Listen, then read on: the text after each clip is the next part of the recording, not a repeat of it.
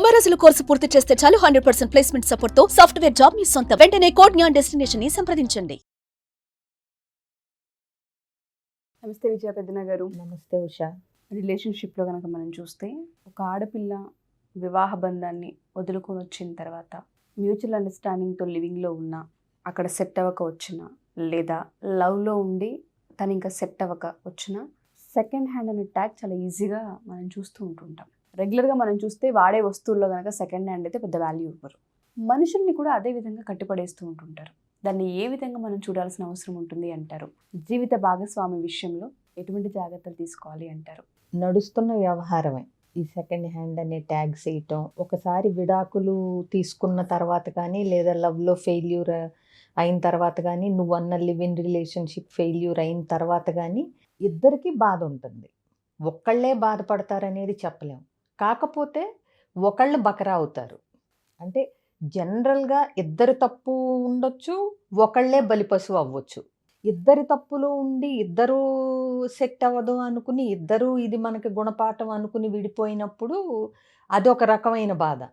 అది అంటే నీకు నాకు సెట్ అవ్వదు అని లవ్లో ఉండగానే తెలుసుకోవటం, లేదంటే లివిన్లో ఉండగానే తెలుసుకోవటం, మన ఇద్దరి జీవితాలకి మన ఇద్దరి పెయిర్, మన ఇద్దరి యూనియన్ సెట్ అవ్వదు, మన ఇద్దరికే సెట్ అవ్వదు అని తెలుసుకుని విడిపోవటం. అందులో బాధ ఉన్న దానిలో ఒక నిజాయితీ, ఒక పరిపక్వత, అంటే అసలు మనకి ఇద్దరికి ఇది సెట్ అవ్వదు, మన ఇద్దరి లక్ష్యం మన ఇద్దరం కలిపి మన జీవితాన్ని ఎంజాయ్ చేయలేము అనేది ఇది తెలుసుకోవటం అనేది జరుగుతుంది ఇద్దరు. సో అప్పుడు ఇంకా ఇక్కడతో ఆపేద్దాము, మనం ఎవరి జీవితాలు వాళ్ళని ముందుకు తీసుకెళ్దాం, మూవ్ ఆన్ అవుదాం అనుకోవటం, అది బాధతో కూడిన ఒక సంతృప్తికరమైన నిర్ణయం. బట్ అలా కాకుండా విడాకులు కానీ విడిపోయినప్పుడు కానీ ఒకళ్ళు తమ స్వార్థం కోసం అప్పటిదాకా ప్రేమించినట్టు ఉండి, లేకపోతే తర్వాత వీళ్ళతో ఉపయోగం ఉండదు అని స్వార్థపూరితమైన ఆలోచనలతో రెండో వాళ్ళకి హ్యాండ్ ఇస్తారంటారు చూడు, అలా ఇచ్చినప్పుడు తీసుకోవటం అనేది ఆపోజిట్ వాళ్ళకి చాలా కష్టం అవుతుంది. ఇకపోతే సెకండ్ హ్యాండ్ అంటారా, ఫస్ట్ హ్యాండ్ అంటారా అనేది ఇవన్నీ జనాలు ఇచ్చే ట్యాగ్స్.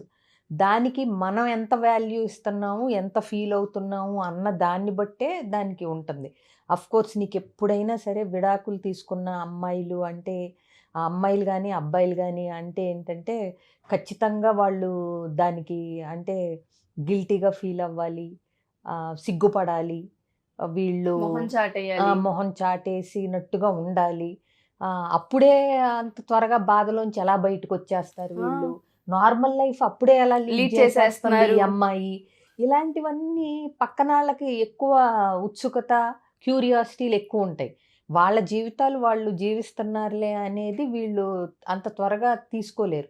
ఎస్పెషలీ ఒక రకంగా సెలబ్రిటీస్ అయితే ట్రోలింగ్, వాళ్ళ పర్సనల్ లైఫ్కి అన్నీ వీళ్ళే జడ్జిమెంట్లు, ఏదో వీళ్ళే చూసినట్టు, వాళ్ళు ఎందుకు విడిపోయారో, వాళ్ళు ఎందుకు సెట్ అవ్వలేదో, వాళ్ళకి ఏం ప్రాబ్లమ్స్ ఉన్నాయో వీళ్ళే చూసినట్టు ఇష్టం వచ్చినట్టు ట్రోల్ చేసేయటము, ఇవన్నీ కూడా జరుగుతాయి. ఎస్పెషలీ అమ్మాయిలకి సెకండ్ హ్యాండ్ ట్యాగ్ అని వేశారా అనే బాధ ఎక్కువ ఉంటుంది. ఉషా, ఇదేంటంటే మనం ఎలా ప్రపంచాన్ని చూస్తున్నామో ప్రపంచం మనల్ని అలానే చూస్తుందని మనం అనుకుంటాం. అంటే వాళ్ళు ఏమనుకుంటున్నారనేది నీకు తెలవదు, నువ్వు అనుకుంటావు నాకు విడాకులు అయినాయి కాబట్టి నేను అందరిలా జీవించడానికి ఎలిజిబుల్ కాదేమో అని వాళ్ళు అనుకుంటున్నారేమో, నాకు సెకండ్ హ్యాండ్ అనే ట్యాగ్ వేసి వాళ్ళు నన్ను ఆ దృష్టితోనే చూస్తున్నారేమో. ఇది చూస్తూ ఉన్నా కూడా నువ్వు ఎంత గట్టిగా ఉన్నావు, నువ్వు దాన్ని ఎలా తీసుకుంటున్నావు అనే దాన్ని బట్టి నువ్వు బంతి కింద పడింది మళ్ళీ పైకి ఎగరగలిగిందా లేదా అనే సామర్థ్యాన్ని బట్టి, హ్యాండిల్ చేసే విధానాన్ని బట్టి ఉంటుంది. ఒకవేళ వాళ్ళు అనుకుంటున్నారు నేను షేమ్ ఫీల్ అవ్వాలి, నేను గిల్ట్ ఫీల్ అవ్వాలి అని వాళ్ళు ఎక్స్పెక్ట్ చేస్తున్నారని నువ్వు ఒక మూలే కూర్చున్నావు అనుకో, ఆ మూలే ఉండిపోతావు. బట్ నీ లైఫ్లో ఏం జరిగిందో నీకే తెలుసు, వాళ్ళకి తెలియదు. 4 గోడల మధ్య ఏం జరిగిందో మీ ఇద్దరికే తెలుసు, బయట వాళ్ళకి ఎవరికి తెలియదు, నువ్వు చెప్తేనే తెలుస్తుంది. అవునా? అందులో నిన్ను అర్థం చేసుకునే వాళ్ళు ఉంటారు, అర్థం చేసుకోని వాళ్ళు ఉంటారు, ఇంక్లూడింగ్ పేరెంట్స్, ఫ్యామిలీ మెంబర్స్, ఎక్కడో సమాజం దాకా ఎందుకు అసలు నీ చుట్టూ ఉన్నాళ్ళు, నీ క్లోజ్ వాళ్ళే నిన్ను అర్థం చేసే చేసుకోవచ్చు అవకాశం ఉంటూ ఉంటూ ఉంటుంది. ఉంటుంది.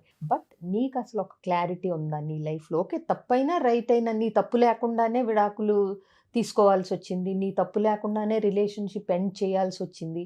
బట్ నువ్వు దాన్ని ఫేస్ చేయగలగాలి. ఒకరోజు బాధపడతావు, 4 రోజులు బాధపడతావు, జీవితాంతం అయితే బాధపడటం కరెక్ట్ అయితే కాదు కదా. ఎక్కడైతే నీ డ్రాబ్యాక్స్ ఉన్నాయో అని అనుకుంటున్నావో వాటిని అధిగమించు, అప్గ్రేడ్ అవ్వు, స్కిల్స్ నేర్చుకో.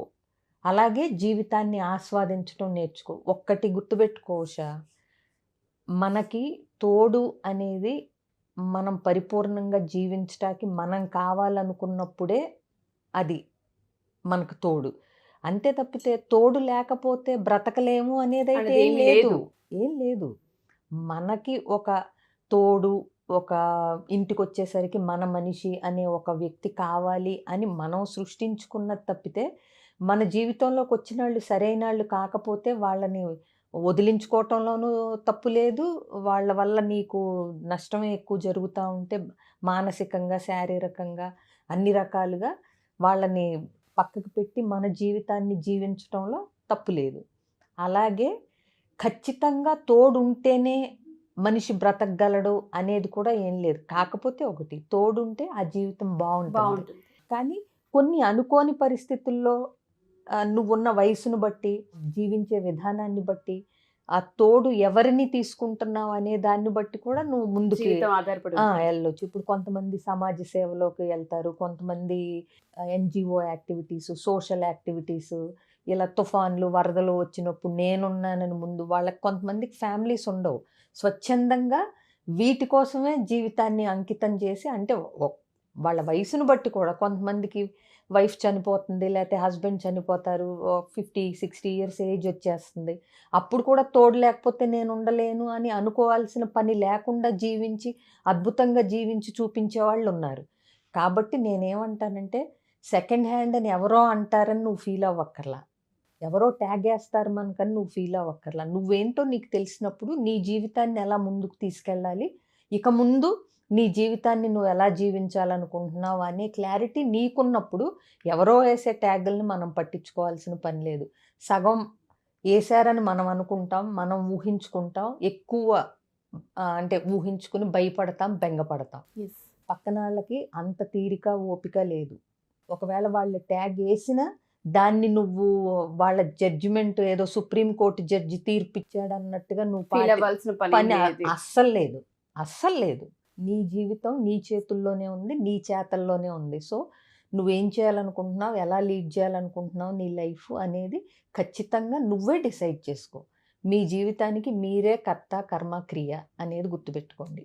సెకండ్ హ్యాండ్ అనే ముందు నాకు ఇంకొక సెకండ్ ఛాన్స్ దొరికింది అనుకోవడంలో ఉండే ఆ ఫీల్ వేరు. ఎగ్జాక్ట్లీ. అసలు ఇంకొక చాయిస్ మనకుంది, దీన్ని వదిలిపెడితే ఇంకొకటి కొత్తది పరిపూర్ణమైంది నా జీవితంలోకి వస్తుందని ఎప్పుడైతే ఫీల్ అవుతుంటారో, ఎస్పెషల్లీ ఆడపిల్లలు స్ట్రాంగ్ అయ్యే అవకాశం ఉంటూ ఉంటుంది. చాలామంది ఈ విషయాల్లో డిప్రెషన్కి వెళ్ళిపోతూ ఉంటుంటారు. డివోర్స్ అయిన తర్వాత, బ్రేకప్స్ అయిన తర్వాత ఒక దగ్గర ఆగిపోవడం, మీరు అన్నట్టుగా గిల్ట్, షేమ్, ఒక మూలకు ఉండిపోవడం, నన్ను ఇప్పుడు ఏమనుకుంటారో, ఆ గ్యాంగ్లో ఇప్పుడు నన్ను ఎలా చూస్తారో, నా తప్పు లేదు, ఒకవేళ నా తప్పున్నా నాకు రిగ్రెట్స్ ఉన్నాయని ఫీల్ అవుతుంటుంటారు. వాళ్ళకి పర్సనల్గా కౌన్సిలింగ్ కావాలి అంటే మనం తీసుకునే అవకాశం ఉంటుంది అంటారు? తప్పకుండా ఉషా, ఎందుకంటే డివోర్స్ అనేది ఎప్పుడైనా అంత త్వరగా ఎవరికి వాళ్ళు హ్యాండిల్ చేయటం అనేది మొదట్లో కొంచెం కష్టం అవుతుంది. రకరకాల ఆలోచనలతో ఉక్కిరి బిక్కిరి అయిపోతూ ఉంటారు, ఓవర్వెల్మింగ్ థాట్స్తో. అలాంటప్పుడు ఏంటంటే తప్పకుండా కౌన్సిలింగ్కి వెళితే వాళ్ళకు ఒక క్లారిటీ ఇవన్నీ వచ్చే అవకాశం ఉంది. స్క్రీన్ మీద కనిపిస్తున్న నెంబర్ కాంటాక్ట్ చేస్తే అన్ని డీటెయిల్స్ ఇవ్వబడతాయి ఎవరికన్నా కావాలంటే. Thank you ma'am, thank you so much. Suman టీవీలో మీ పర్సనల్ అండ్ బిజినెస్ ప్రమోషన్స్ కోసం కింది నెంబర్కి కాంటాక్ట్ చేయండి.